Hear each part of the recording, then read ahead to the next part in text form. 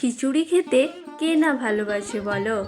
আর সেটা যদি হয় মায়ের হাতে, তাহলে তো কথাই নেই। খিচুড়ি মানেই সেই শৈশবের দিনগুলোর কথা মনে পড়ে, যখন বৃষ্টি পড়তো বাইরে আর ঘরে মা বানাতেন এই সোনালি রঙের খিচুড়ি। আজ সন্ধেতেই ঘরে ফিরে দেখি মা খিচুড়ি বানাচ্ছে। এই খিচুড়িতে আছে মায়ের মমতা, ঘরের গন্ধ আর ভালোবাসা। চাল, ডাল, সবজি আর মায়ের স্পর্শ, এই সব মিলেই তৈরি হয় ভালোবাসা।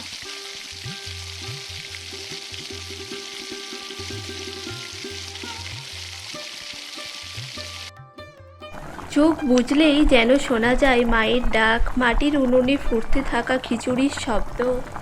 এই রান্না শুধু একটা রেসিপি নয়, এক একটা অনুভব, যেটা মাই দিতে পারেন।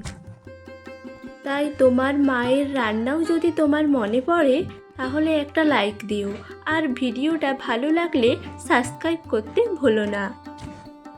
ধন্যবাদ।